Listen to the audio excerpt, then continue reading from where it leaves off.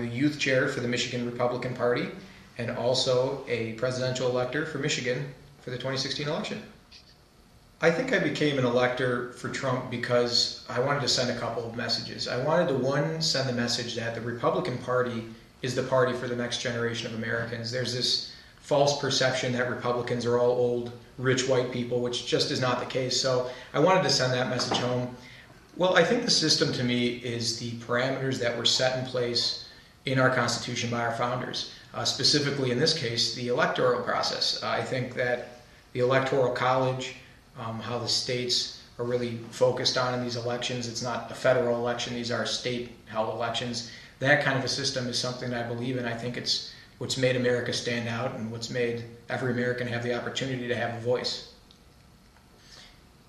So I think that there's been varied messages. Obviously you have the Republicans, the Trump supporters that have sent a lot of well wishes, not just because I'm an elector and we won Michigan, but because as youth chair for the party, me, but largely the paid staff for the Michigan Republican Party put a ton of work into this election, and you know we're able to pull it off in Michigan for Trump. So I think there was a lot of well wishes and things like that on Facebook. But as an elector, I received a lot of angry messages from Americans that in many ways, frankly, don't understand my role as an elector and the election process. I've received a lot of death threats.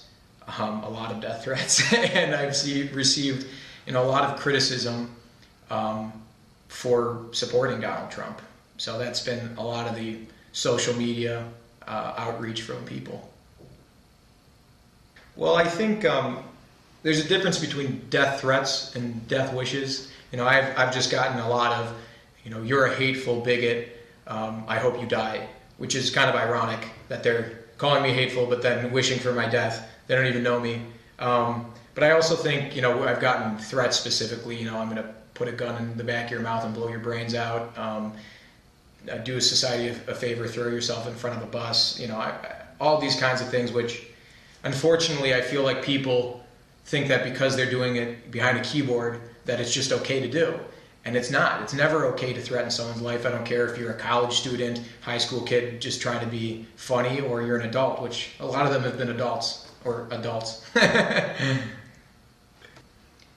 So my job as an elector is to cast a vote, one of our electoral college votes, and we have 16 in Michigan, for the person who won the popular vote in our statewide election in Michigan. That person was obviously Donald Trump. We meet on December 19th in Lansing at, I believe, 2 o'clock, and we cast the votes. There's one person for every congressional district and then 2 for our Senate representative. So that's the job there. I think that there's a lot of misconception about what our jobs are as electors. It varies state to state. So Michigan has elector laws. We have, in the state of Michigan, faithless elector laws that essentially say that if you attempt to cast a vote different from how the state voted, your vote will be voided and you will be replaced by another elector. So that vote won't even count. So you get a lot of these people reaching out, begging me to change my vote, even if I could, which I wouldn't if I could, but even if I could, it's just not allowed legally. Some other states allow it. Other states have far harsher punishment like prison time and fines. So that's a misconception that I wish people knew more about, because it's just a Google search away. Being a young Republican growing up in Michigan, going to a liberal university, I haven't had a lot of the satisfaction of being a Republican in Michigan. We constantly go Democrat in national elections with the president, and on campus we're constantly put down for our conservative beliefs. And I think it'll just be great to be in the Michigan Capitol, the first time in almost 30 years, I think, casting a vote for the Republican candidate for president. And I have the opportunity to do that, so that's going to be fun. I'm looking forward to that. But also, I talked a little bit before about the affirmation of the system and the system the Constitution lays out. And I think it's going to be great to be with all these voices, all these young people coming out protesting this election result and advocating for a national vote. I think it'll be great to have someone like me, I'm 22 years old, being able to cast that vote as a voice for our next generation of Americans, saying that I believe in this process, I believe in this system. The Electoral College is a great system and allows the people's voices to be heard. So I'm looking forward to those two things. Yeah, so as you mentioned, I had an interesting situation happen. We are having a counter protest to some anti-Trump people, and some guy assaulted a student and was running towards us. We had to dodge out of the way. And I think it really speaks to the deep divisions right now. And what I would ask Michiganders and Americans to do is act like Americans. Americans don't assault each other for political differences. Americans don't get in each other's faces, spit on people, try to throw them to the ground. That's not what Americans are all about. And I think that, in many ways, both sides have contributed to a lot of anger, and many of it well-founded, much of it well-founded.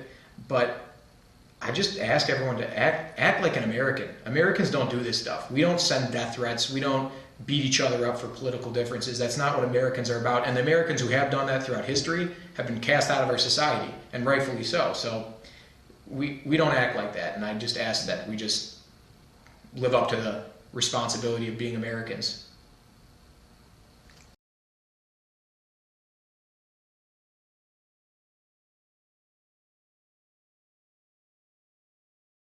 Electoral voters deluged with death threats in multiple states. Hillary backers, hateful bigot, I hope you die. I will put a bullet in your brain. One of Michigan's 16 electors who will be called upon to cast a vote validating the election of Donald Trump in the Electoral College has testified on video that he and others in the state are receiving dozens and dozens of death threats from Hillary Clinton supporters urging them to switch their votes to Clinton. On December 19, the Electoral College will convene to cast their votes for either Donald Trump or Hillary Clinton, with each state's electors pledged to vote for the candidate elected on November 8 in their state. But more than a dozen states have no laws making it illegal for the electors to change their vote, while others have only a minor penalty such as a fine for doing so. If Clinton's supporters can get enough of the 163 electors from states where Trump both won and votes can be legally switched on December 19, Hillary Clinton becomes the next president of the United States. Signed the precedent-setting petition supporting Trump's call for an independent prosecutor to investigate Hillary Clinton. Michael Benarian, 22, of Oakland County, Michigan, is one of that state's 16 official electors who will meet in the state capital of Lansing on December 19 to cast their votes for Trump. He told the Detroit News Thursday he has received threatening emails, lots of them, from people telling him to vote for Democrat Clinton instead of the GOP victor he is pledged to support. Trump won Michigan's popular vote and should be able to count on the 16 electoral votes in that state. Watch Michael Benarian, one of Michigan's 16 electors, talk about the threats he has received on his life if he doesn't switch his vote from Trump to Clinton. But Clinton supporters have deluged Benarian and other GOP electors with pleas and nasty emails to reverse course and cast their ballots for Clinton, the Michigan Republican Party is reporting. You have people saying you're a hateful bigot, I hope you die, he told the news in a 6-minute video interview. I've had people talk about shoving a gun in my mouth and blowing my brains out. And I've received dozens and dozens of those emails. Even the non-threatening my life emails are very aggressive. He said that while many of the emails are clearly death threats, others would fall into the category of death wishes. Things like, do society a favor and throw yourself in front of a bus. I've just gotten a lot of you're a hateful bigot and I hope you die, which is kind of ironic, Benarian said, that they're calling me hateful and yet wishing for my death. They don't even know me. What do you think? Sound off in today's WND poll on Stein's campaign for recounts in 3 swing states. The Detroit News verified one message containing a death wish and another containing a death threat, in which the person told Benarian he would put a bullet in his mouth. Benarian said he deleted the rest of the emails and messages because, as you can imagine, they're clogging up my email. An online petition on change.org signed by more than 4.3 million people is calling on the nation's 538 electors to vote for Clinton instead of Trump. Georgia official issues warning, stop harassing electors. While it is not legal to change one's electoral vote in Michigan, it can be done in other states, such as Georgia. Georgia Secretary of State Brian Kemp issued a statement Friday urging Georgians and others to refrain from using threatening and disparaging language to manipulate electors. The presidential election is over, but, unfortunately, the vitriol remains, stated Secretary of State Brian Kemp. Our office has received numerous reports of individuals hurling insults and threats at Georgia's electors because they are unsettled with America's choice for President of the United States. This is absolutely unacceptable, and those participating in or encouraging these efforts should stop. The electoral process in America has worked, and everyone, Republicans, Democrats, Independents, and others, should respect the will of Georgia's voters and the electors who represent them. Arizona reports threats against its electors. Fox News reported Friday that Arizona electors are also being harassing and threatened by Clinton supporters. Arizona's presidential electors are reportedly being hit by a flood of emails and phone calls demanding they defy the voters in their state and choose Hillary Clinton instead of President-elect Donald Trump, as part of a last-gasp bid to overturn the election, Fox reported. Clinton backers are targeting roughly 160 Republican electorates in the 15 states that Trump won and don't have laws bounding the electorates to the winner: Arizona, Arkansas, Georgia, Indiana, Iowa, Kansas, Kentucky, Louisiana, Missouri, North Dakota, Pennsylvania, Tennessee, Texas, Utah and West Virginia. Partners in crime. The Clinton scheme to monetize the White House for personal profit is available now at the W&D Superstore. Meanwhile in Michigan, Banner John says he will not be intimidated and has no plans of changing his vote. Even if I could, I wouldn't be remotely interested in changing my vote, Banarian, a political science student in his senior year at Oakland University and youth vice chair of the Michigan Republican Party, told the News. The people of Michigan spoke, and it's our job to deliver that message. He says even if he could change his vote, it's not allowed. That's a misconception that I wish people knew about. It's just a Google search away, he said. He will be in the Michigan capital of Lansing on December 19 to proudly cast his vote for Trump. Attending a liberal university in a state that has voted for Democrat presidents in the previous two elections, he said he doesn't get many chances to celebrate a political victory. So he is especially proud to be taking part in the democratic process in Michigan that helped elect a Republican president.